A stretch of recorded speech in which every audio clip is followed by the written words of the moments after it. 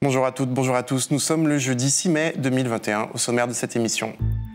Auteur mondialement connu de Gomorrah, menacé par la mafia, l'écrivain Roberto Saviano publie un livre sur les migrants, la tragédie des migrants en Méditerranée, la culpabilité de nos dirigeants et notre propre indifférence. C'est notre grand entretien en fin d'émission. Et puis avec David Perrotin, journaliste à Mediapart, retour sur l'affaire Sciences Po Grenoble, une séquence, vous vous en souvenez sans doute, d'emballement médiatique et politique au mois de mars. En première ligne dans cette affaire, ciblée depuis et harcelée, la chercheuse Anne-Laure Samilat Zari contre-attaque, elle s'exprime pour la première fois. Bienvenue dans la 100e édition d'À l'air libre, l'émission quotidienne de Mediapart.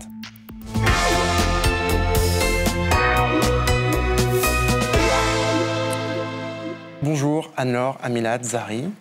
Bonjour. On est heureux de vous recevoir dans À l'air libre. Je l'ai dit, c'est la première fois que vous vous exprimez publiquement en longueur sur ce qu'il faut bien appeler l'affaire Sciences Po Grenoble et on vous remercie de le faire sur ce plateau. Anne-Laure Samilat Zari, vous êtes une chercheuse reconnue, géographe, politiste, directrice du laboratoire de recherche en sciences sociales PACT de Grenoble. Et il y a 2 mois, vous vous êtes retrouvée malgré vous au cœur d'une affaire qui s'est transformée en réalité en bombe médiatique. D'abord, quelques mots sur ce laboratoire que vous dirigez, le PACT, labo, je l'ai dit, de sciences politiques affilié au CNRS. Qu'est-ce qu'on y fait? Que font les chercheurs? Il y en a combien? Alors, PACT, laboratoire de sciences sociales, laboratoire parce qu'on se revendique creuset de la fabrique des sciences humaines et sociales. Ça ne fait pas que de la science politique, on ne fait pas que de la science politique à PACT, on y fait de la géographie, de l'urbanisme, de la sociologie. C'est un grand labo, on compte 110 chercheurs et enseignants-chercheurs, 23 personnels d'accompagnement. Et c'est un lieu, en fait, assez original parce qu'on y croise les disciplines, on y croise les épistémés, les façons de penser les sciences sociales. Et c'est un lieu, en fait, de grande pluralité de débats, de démocratie scientifique. Et ça a été très paradoxal que la tourmente médiatique s'abatte précisément là, qui était tout sauf un nid d'extrémistes. Alors on va y revenir bientôt, on va rentrer tout de suite dans le sujet avec toi, David Perrotin, journaliste à Mediapart. Bonjour. Salut Mathieu. David, tu as suivi cette affaire pour Mediapart. Tout commence le 4 mars 2021 devant Sciences Po Grenoble. Des collages sur les murs du campus mettent en cause 2 professeurs. On peut notamment y lire « Des fascistes dans nos amphis »,« L'islamophobie tue », avec le nom de ces 2 professeurs qui ont été floutés là et un appel à leur démission. Alors les militants locaux de l'UNEF qui avaient mis ces banderoles s'excusent. L'affichage des noms des professeurs est dénoncé de toutes parts. Pourtant, très vite, l'affaire s'emballe et devient un sujet de polémique nationale lorsque le gouvernement s'en saisit. On est là dans des actes odieux. Après ce qui s'est passé avec la décapitation du professeur Samuel Paty, qui de la même manière avait été jeté en pâture sur les réseaux sociaux. Je vais y revenir aussi. On ne peut plus tolérer ce type de fait. Donner en pâture sur les réseaux sociaux des enseignants-chercheurs, des personnels des universités, c'est totalement intolérable. David, cette semaine-là, tu t'étais rendu à Grenoble. Qu'as-tu constaté sur place? En gros, qu'est-ce qui s'est passé et qu'a révélé ton enquête? Ouais, à l'époque, j'étais retourné à Grenoble pour comprendre un petit peu la genèse de tout ça, parce que derrière les collages qui avaient été unanimement été condamnés, en fait, il y avait le litige, il a démarré quelques mois avant, parce que il y avait, dans le cadre de la semaine de l'égalité, un groupe de travail avec des étudiants et une enseignante, Claire M. Et là, Klaus Kinsler, qui est aussi un enseignant, a rejoint ce groupe, pas pour plancher sur la semaine de l'égalité, mais en réalité pour contester l'intitulé de ce groupe qui était racisme, antisémitisme, islamophobie. Et donc, Klaus Kinsler, pour bien comprendre, c'est un des professeurs dont le nom était affiché, on peut le dire, puisqu'après il a été beaucoup très présent dans les médias, on va y revenir d'ailleurs. C'est ça, et donc du coup, de là naît un litige entre Claire M et ce prof Klaus Kinsler. Devant, en fait, il prend à témoin tous les étudiants, c'est-à-dire que c'est un échange de nombreux mails où lui va contester le choix de ce terme islamophobie, va surtout livrer ses opinions personnelles, quand Claire M va argumenter en donnant des réponses scientifiques. Il faut savoir que cet intitulé, c'est pas l'enseignante ni les étudiants qui l'ont choisi, c'est quelque chose qui a été décidé par l'administration et voté en amont. Et donc du coup, lui, voilà, il s'en prend personnellement à l'enseignante, il fait l'éloge du Christ, il attaque l'islam, il attaque les musulmans qui ne se désolidariseraient pas des attentats, par exemple. Tout ça dans des échanges internes avec avec public, enfin c'est ça, interne, mais avec beaucoup de gens qui sont... Voilà, avec les étudiants qui, eux, ont demandé à disparaître de ces échanges, mais ils les mettaient toujours en copie. Et la violence est telle que, sous couvert d'humour, il va par exemple signer un de ses mails en disant qu'il est nazi par les gènes et islamophobe récidiviste. Donc à la suite de tous ces échanges, Claire M, l'enseignante, dénonce une forme de violence, tente d'alerter la direction qui ne réagit pas dans un premier temps. Elle va jusqu'à saisir le défenseur des droits et d'ailleurs les délégués du personnel, parce que voilà, elle le vit comme une violence. Elle va alerter le labo de recherche Pacte et avant d'être mise en arrêt maladie quelques jours plus tard. Et c'est là qu'après intervient votre labo qui va publier un courrier. Voilà, alors, on va le voir justement, Anne-Laure Amilatsari, en décembre justement, quand éclate cette discussion, ce conflit sur le terme d'islamophobie, vous publiez au nom du pacte un communiqué que vous signez, qui dit notamment nier au nom d'une opinion personnelle la validité des résultats scientifiques d'une collègue et de tout le champ auquel elle appartient constitue une forme de harcèlement et une atteinte morale violente. Quel était le but de ce message à l'époque? Qu'est-ce qui se passe à ce moment-là? Ce qui se passe à ce moment-là, c'est que tous ces échanges de mails que David Perrotin vient de rappeler ont lieu dans un cadre universitaire. Alors on n'est certes ni dans un cours, donc ni dans un séminaire de recherche, il s'agit d'un format hybride, mais les personnels en question utilisent leur adresse universitaire. Et la semaine pour l'égalité va avoir lieu dans les locaux de l'IEP. Donc on est dans un cadre où tout le monde est tenu par quelque chose qui s'appelle le Code de l'éducation, et la saisine du défenseur des droits par la suite va finalement confirmer a posteriori notre analyse de la situation, et elle rappellera, le défenseur des droits dans son courrier, après cette saisine, rappellera que les personnels de l'enseignement supérieur et de la recherche sont tenus à des devoirs de bienveillance, d'objectivité et de laïcité, auxquels ces échanges dérogeaient de toute évidence. Ce qui s'est passé, nous sommes intervenus en tant que laboratoire sur la modalité de l'échange plus que sur le fond, à vrai dire. Nous serions intervenus de la même manière si on nous avait demander, par exemple, notre avis parce qu'un climato-sceptique furieux était arrivé dans une réunion sur le climat en disant que voilà, le réchauffement climatique n'existait pas. Et d'ailleurs, dans ce courrier que nous avons écrit le 7 et envoyé le 8, nous ne prenons pas position sur l'islamophobie.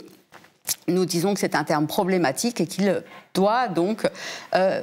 peut ou doit être débattu. En fait, notre propos n'est absolument pas celui-ci. Notre légitimité à intervenir vient du fait que Claire M est membre du laboratoire et que, à travers les échanges qui se déroulent sur une fin de semaine, puis se poursuivent de manière non professionnelle sur le week-end, eh bien, en fait, elle est prise à partie. Elle est prise à partie en... soulignant le fait que son expertise scientifique n'est absolument pas un argument dans la discussion. On lui dit tu parles ex cathedra et donc je n'en ai rien à faire de ta science. Or, elle est quand même là au titre de son savoir, et c'est quelqu'un qui est très sachant.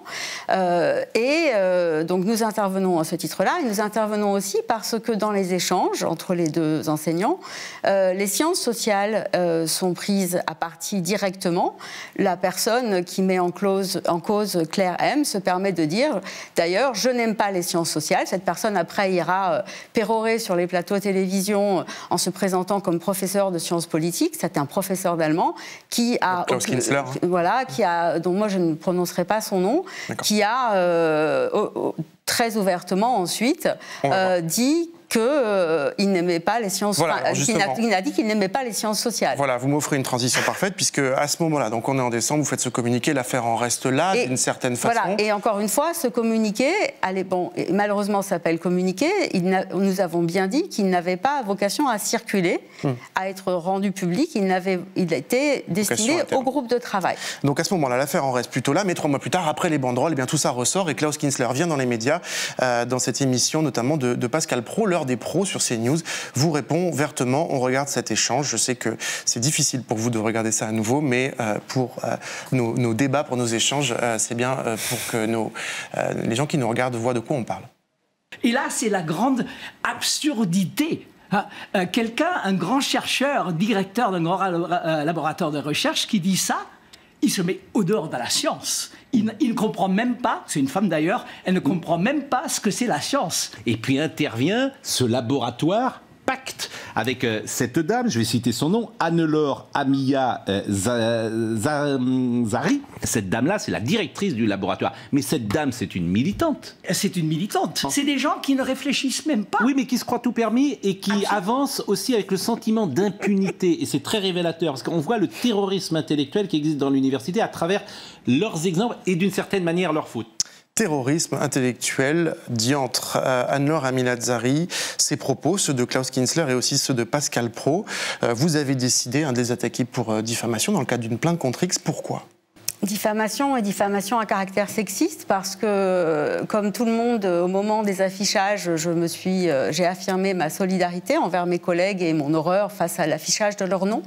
Et toute la communauté de Sciences Po Grenoble, contrairement à ce qui a été dit par les collègues, a également pris position publiquement pour eux. Mais j'ai ensuite fait l'expérience très malheureuse d'une attitude totalement opposée à celle que la ministre a montré, a exprimé dans l'extrait que vous avez présenté, puisqu'elle dit que c'est absolument insensé de livrer les dons d'enseignants-chercheurs à la vindicte publique des réseaux sociaux. Or, ça a été mon cas, mais deux poids, deux mesures.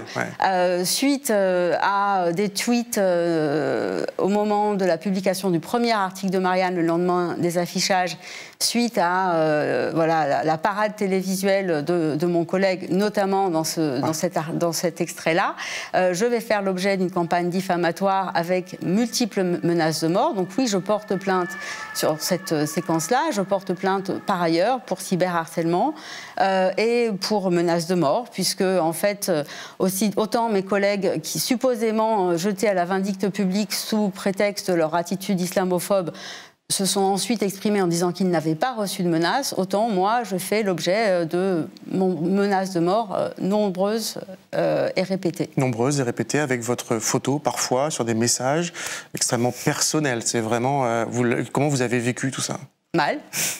Mal, et je l'ai vécu comme la preuve que une partie des méthodes que je défends en sciences sociales, et notamment cette question de l'intersectionnalité, était finalement une bonne grille d'analyse, puisque j'ai fait l'objet d'insultes islamophobes, j'ai fait l'objet d'insultes antisémites, j'ai fait l'objet d'insultes comme quoi je serais une collabo, j'ai fait l'objet aussi beaucoup d'insultes en tant que femme, puisque la campagne de diffamation a aussi beaucoup reposé sur une critique de mon physique, avec des portraits transformés, etc. Enfin voilà, je vous laisse imaginer le pire. Parlons peut-être du rôle des médias dans cette affaire. Alors, on a vu l'heure des pros, CNews. C'est une forme particulière, c'est CNews. C'est une émission de talk qui tire beaucoup vers la droite. De façon générale, comment vous analysez, avec un peu plus de recul maintenant, le rôle des médias dans cette affaire ? C'est un cas d'école qui sera sans doute étudié dans les écoles de journalisme dans quelques années, puisqu'en fait, on part d'une fausse information, c'est-à-dire on part de ce communiqué et on lui fait dire des choses qui ne sont pas dedans. Et ce communiqué, il faut savoir aussi qu'il a été falsifié par Monsieur Kinzler, puisqu'en fait, il en a transformé le titre. Il a transformé le titre du fichier PDF en disant que c'était un communiqué contre lui, alors qu'en fait son nom n'est pas indiqué dans le communiqué lui-même. Et on part ensuite d'assumptions qui sont tirées en fait de ce que les gens comprennent de ce qu'il y a dans le communiqué. Même dans Le Monde, dans le premier article, il y a des choses qui sont fausses. Et je suis venue sur ce plateau aujourd'hui parce que vous êtes les seuls à avoir mené l'enquête. Et avec cette enquête, c'est donc David Perrotin, et je vous remercie très sincèrement de cela. Et l'autre élément en fait très intéressant pour comprendre l'affaire, c'est figure sur un blog de Mediapart qui s'appelle Fact Checking. C'est un article de Caroline Ibos qui file en fait la tourmente médiatique qui va jusque dans les journaux régionaux, etc. Et comment finalement, d'un média à l'autre, les bêtises se répètent sans aucune vérification. Encore une ou deux petites questions. David, tu me dis bien sûr c'était une question. Frédéric Vidal a annoncé une enquête sur l'islamo-gauchisme à l'université, confiée au CNRS, auquel vous êtes rattaché. Le CNRS lui a répondu que l'islamo-gauchisme n'était pas une réalité scientifique. Est-ce que cette enquête, pour vous, aura lieu ? Je ne crois pas qu'elle ait lieu parce que toutes les instances auxquelles elle a été demandée ont refusé de la faire. Pour moi, en fait, cette déclaration de la ministre a été extrêmement grave, à la fois parce qu'elle demandait l'enquête et parce qu'elle disait que l'islamo-gauchisme gangrénait l'université. Et ce terme de gangrène qui nous rappelle les années sinistres de l'avant-guerre. Et la désignation d'un ennemi interne est à peu près aussi grave que l'utilisation d'un terme qui ne veut rien dire. Pour vous, qu'est-ce que tout ça, qu'est-ce que cet emballement, ce moment-là qui a duré, pour vous, j'imagine une éternité, mais en tout cas qui a duré finalement quelques jours dans son sommet médiatique, nous dit vous êtes politiste aussi, donc c'est intéressant la question, nous dit du climat politique en France aujourd'hui. Alors aujourd'hui en France, les choses les pires semblent normales. Tout le vocabulaire utilisé jusque-là qui semblait problématique et normalisé. Donc voilà, maintenant, j'utilisais peu Twitter jusqu'ici, un peu plus maintenant. Maintenant, tout ce que je remarque et je signale, je le tweet, tout est normal en France. Et donc oui, c'est un événement qui est excessivement grave parce qu'il révèle la lâcheté ambiante et le deux poids deux mesures. La lâcheté parce que, en fait, il y a des mots d'ordre du gouvernement et en dehors de ces mots d'ordre du gouvernement, donc lyncher les islamo-gauchistes, personne ne sait ce que ça veut dire, même si certains pseudo-intellectuels ont écrit des livres dessus. Personne ne sait ce que ça veut dire et on y va. Voilà, moi on me dit que je suis islamo-gauchiste, alors je ne suis pas politiste, je suis géographe. Ce que j'en retiens, c'est une séquence en fait qui livre en pâture un enseignant-chercheur au titre de ses activités professionnelles. Voilà, moi je travaille sur des questions de frontières, j'aurais pu être prise à partie là-dessus. En fait, c'est au titre de mes responsabilités et pour avoir voulu régler un conflit entre deux collègues qu'aujourd'hui ma vie est en danger et que finalement j'ai obtenu j'ai obtenu la protection fonctionnelle de mon université. Une protection fonctionnelle, ça veut dire que mon université endosse les frais de justice qui sont liés au traitement de mon cas. Mais je n'ai pas de protection judiciaire. Vous n'avez pas de protection judiciaire. Vous l'avez demandé ? Elle a été demandée au début et en fait, on n'en a plus jamais entendu parler.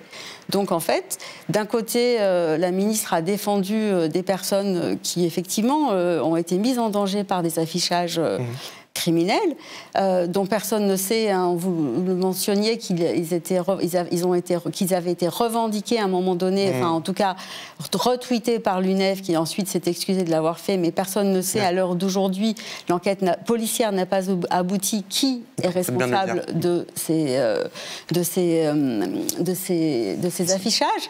Et si on regarde à qui profite le crime, eh bien en fait on peut vraiment se poser des questions sur les véritables auteurs de ces affichages. Vous vous sentez, et en attendant, moi, effectivement, je me débrouille toute seule. Et vous vous sentez menacée aujourd'hui ? Oui, je me sens menacée. Peut-être que je joue avec le feu en venant ici. Certains me le diront. En fait, moi, j'ai l'impression qu'il faut tirer les leçons de ce qui s'est passé à Grenoble, parce que ce qui est très grave, c'est qu'en fait, on accuse d'être idéologues des gens qui apprennent tout simplement aux étudiants à développer une pensée critique, c'est-à-dire une pensée émancipatrice, et que ceux qui nous dénoncent sont eux les véritables idéologues qui ont un agenda aujourd'hui qu'ils tirent. Et je considère que ce qui s'est passé à Grenoble, c'est un crash test de là jusqu'où on pourra aller dans le débat public pour les élections de 2022. Eh bien, en fait, le résultat est probant pour ceux qui veulent aller très loin. Ça sera sanglant. Merci. Une question, David ? Non, je pense que on en a parlé sur le rôle des médias, mais je pense que moi je suis moins optimiste et je pense que ça va se répéter et qu'il y aura beaucoup de cas d'école. Mais je pense que quand on regarde par exemple l'émission de Pascal Praud, parce qu'on peut dire voilà c'est juste sur CNews et ça, mais on sait l'importance que ça a. Puis il y a d'autres médias aussi qui ont repris cette histoire qui reposait vraiment sur énormément d'omissions. Et le problème, et ce qui est consternant dans l'émission de Pascal Praud, mais qui a été vraiment suivi après par d'autres médias, c'est à la fois de pouvoir jeter un nom en pâture en toute impunité, c'est-à-dire qu'on peut être unanime et décider que de coller des noms de profs, c'est extrêmement dangereux, c'est une mise en danger, et ça on peut être tous d'accord pour le dire, mais là on a un présentateur qui décide de cibler une nouvelle personne. Donc ça, moi je trouve ça extrêmement dangereux. Et après, il y a un truc tout bête, c'est-à-dire qu'on peut avoir un discours qui repose sur des mensonges d'une personne comme l'enseignant Kinsler Klaus, ou des erreurs, ou que ce soit un discours très subjectif. Mais il y a des journalistes dans la rédaction de CNews. Je veux dire, on peut vérifier, on peut faire ce que d'autres ont fait par la suite. Et ce qui est dangereux, c'est de s'appuyer que sur des erreurs, ne pas vouloir les vérifier et mettre en danger des personnes pour démontrer la supposée théorie que l'université serait gangrénée par des islamo-gauchistes. Un tout petit mot, le mot de la fin, ce qu'on doit... Le mot de la fin, si vous voulez, en fait, on nous a accusé pacte. D'être un nid d'islamo-gauchistes, et les courriers des lecteurs se sont emballés, ou les fils des réseaux sociaux sur tous les médias concernés, alors qu'en fait, Pacte, c'est un des laboratoires qui a reçu l'an dernier une des meilleures évaluations de la part de l'agence d'évaluation nationale, l'HCERS, des universités. Et donc personne n'est allé vérifier, et on nous accuse de ne pas faire de sciences, alors que c'est un des lieux où on fait les meilleures sciences sociales en France. Merci beaucoup à vous, Anne-Laure Aminatssari, d'être passée par À l'air libre. Merci pour cette conversation. Merci à toi, David Perrotin de Mediapart.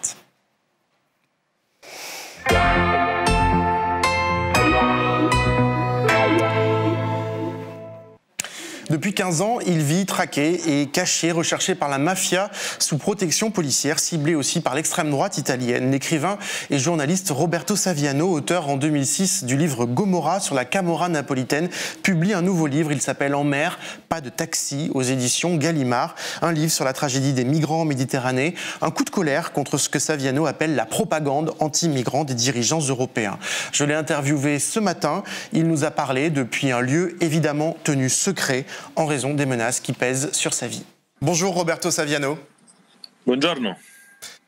Ce livre est fait de témoignages, de récits et surtout de photos pour mettre des visages sur la tragédie des migrants en Méditerranée. Face à l'indifférence générale sur ce drame, est-ce qu'aujourd'hui, seules les images, l'émotion peuvent inverser le discours? In qualche modo è così. Oui, en quelque sorte.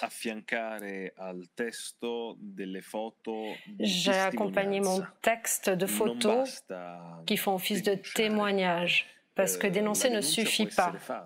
On peut dénoncer, mais il faut de la distance.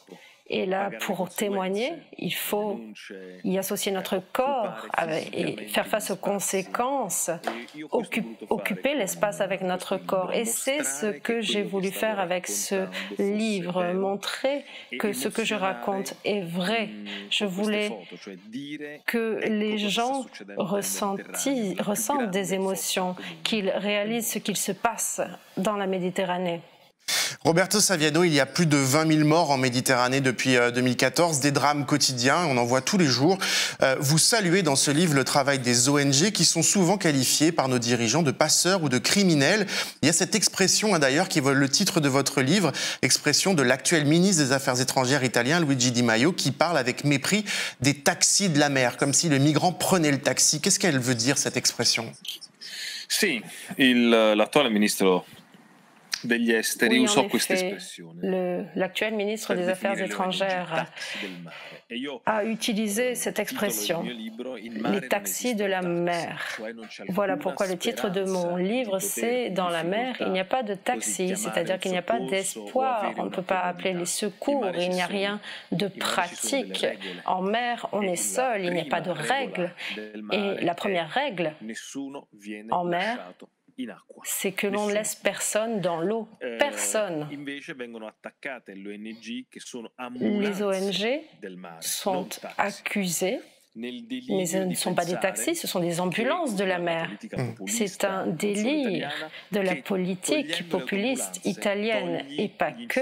C'est une folie donc, qui veut enlever les accidents. Et donc je veux raconter ce que font les ONG, qui racontent ce qui se passe vraiment.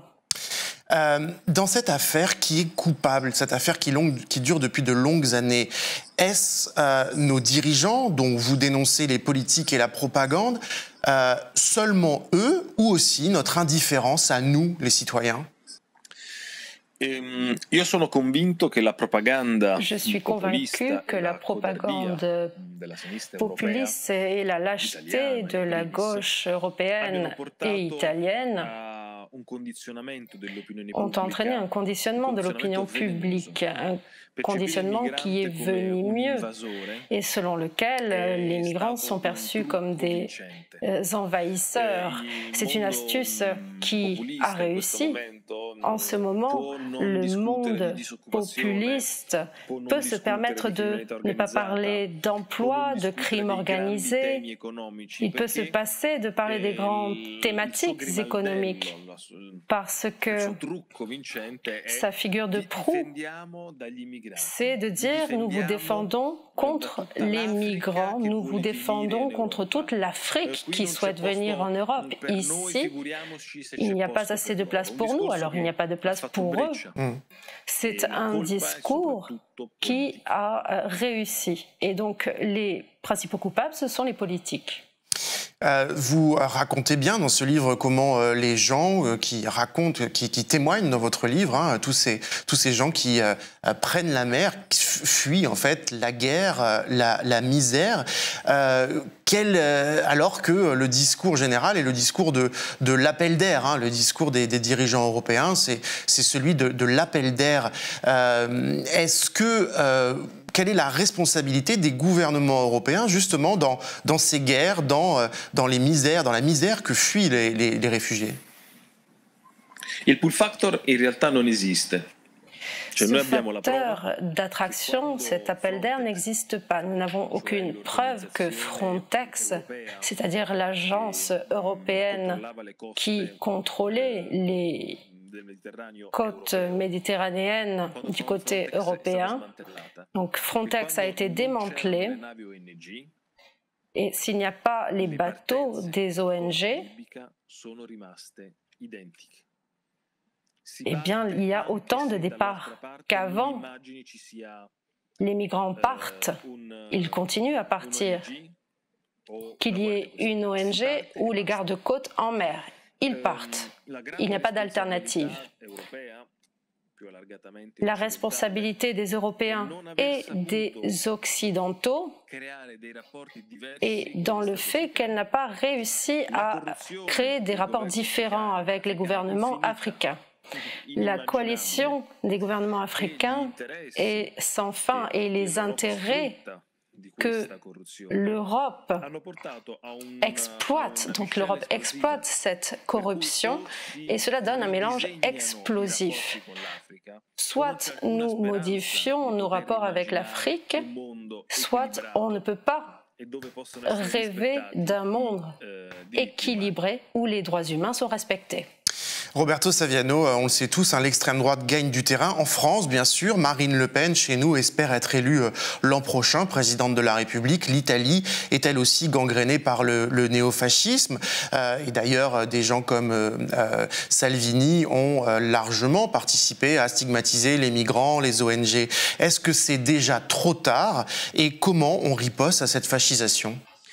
Io credo che il Covid abbia mostrato nous a montré toutes les contradictions de notre époque.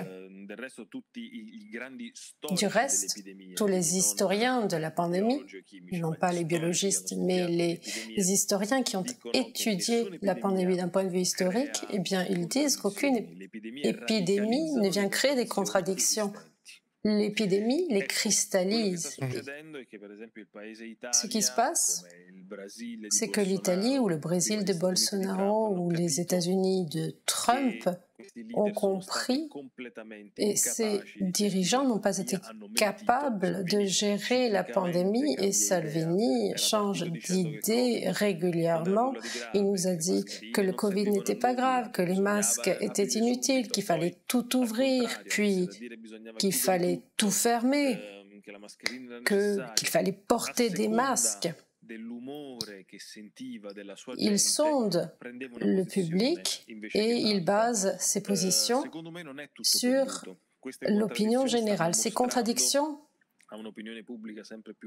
existent et montrent aujourd'hui que les dirigeants sont avant tout incompétents. Quant à Marine Le Pen, elle a joui d'une certaine protection pendant la pandémie, étant donné qu'elle fait partie de l'opposition.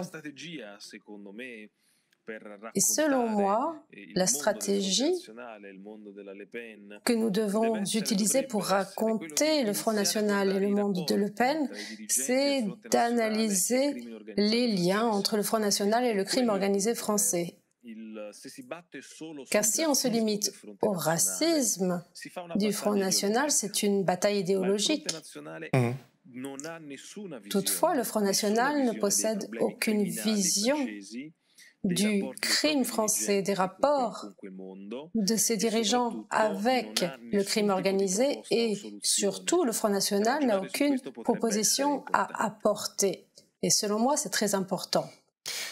Une autre question, quel est le message que vous voudriez passer à des gens qui regardent cette émission ou des citoyens français qui se disent aujourd'hui, justement à 1 an de cette élection présidentielle, que l'immigration est la source de tous nos problèmes, que ces migrants qu'on voit sur les bateaux sont un danger pour l'Europe?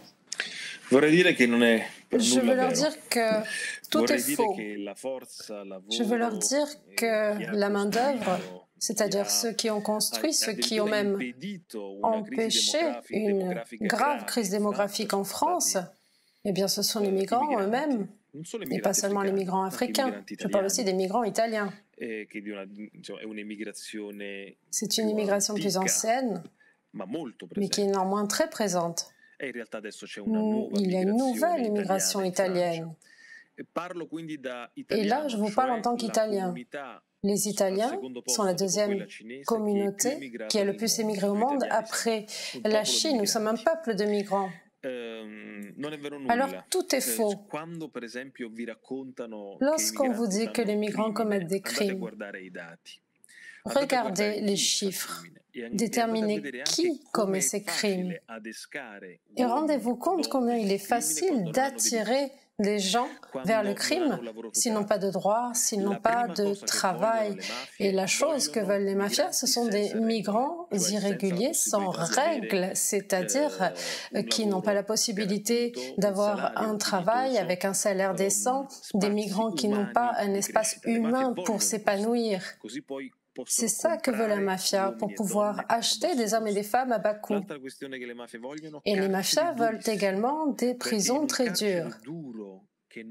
Car ce sont les prisons dures qui ne récupèrent pas les gens, mais qui les répriment. Eh bien, dans ces prisons, le seul moyen de se défendre, c'est d'entrer dans une organisation criminelle. Et ça, le crime organisé algérien, tunisien ou français le sait très bien. Les prisons ne guérissent pas, elles répriment. Et plus elles le font, plus il y a de pouvoir. Donc l'immigration est une ressource, mais elle ne peut l'être que si nous luttons pour les droits. Une immigration sans droits pourrait faire chuter notre société, une société basée sur la démocratie et les droits. Dernière question, Roberto Saviano, plus personnelle. Vous êtes toujours caché, protégé pour avoir écrit évidemment sur la mafia et sur la corruption. Nous, on se plaint un peu facilement du confinement, mais le vôtre, il dure depuis très longtemps, depuis 15 ans. Qu'est-ce qui vous fait tenir? Sono 15 anni che vivo in pandemia. Oui, cela fait 15 ans que je vis une pandémie. Mais c'est la pandémie de la Camorra, de la mafia italienne. Beaucoup d'amis m'ont écrit ces derniers mois et ils m'ont dit « Maintenant, je comprends ce que c'est que de vivre emprisonné. Je suis toujours à l'intérieur, renfermée, et je me sens très coupable parce que cette vie, c'est moi qui l'ai créée. Je la regrette d'avoir fait ce choix et je suis à l'intérieur, loin du soleil. Et oui, je peux dire que c'est la faute de la Camorra, mais en réalité, je suis là parce que j'ai choisi de continuer de parler de ces thématiques. C'est moi qui ai organisé cette prison. Qu'est-ce qui me fait tenir? Eh bien, c'est un sentiment peu noble, la vengeance. Je veux me venger de ceux qui me font vivre comme ça. Merci Roberto Saviano, on vous souhaite une bonne journée où que vous soyez. Merci beaucoup. Et merci à Dorothée Genovese pour la traduction. Le livre donc de Roberto Saviano s'appelle En mer, pas de taxi. Il vient de paraître aux éditions Gallimard. Tout de suite le 24 heures.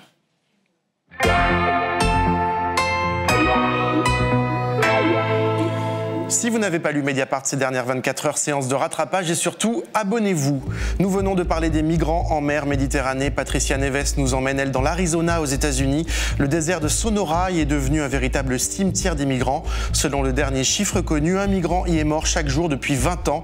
Joe Biden, le nouveau président états-unien, s'est engagé à en accueillir plus. On attend de voir. Dans le club, et toujours à propos du président américain, Pauline Londet de l'Observatoire de la transparence des médicaments se penche sur la dernière annonce de Biden, son soutien à une levée temporaire des droits de propriété intellectuelle sur les vaccins contre le Covid-19, annonce historique qui pourrait permettre une accélération de la production de doses de vaccins à travers le monde.